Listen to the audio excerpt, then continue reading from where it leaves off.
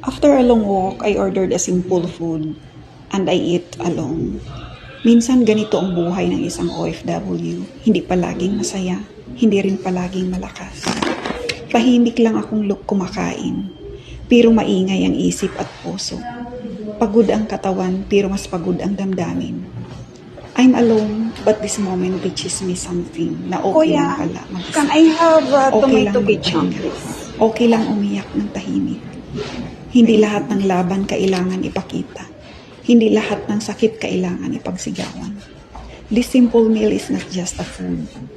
It's my reminder na kahit malayo ako sa pamilya ko, I'm still standing, I'm still trying, and I'm still dreaming. Para sa mga kapwa OFW dyan, kung mag-isa ka man ngayon, hindi ka nag-iisa sa laban.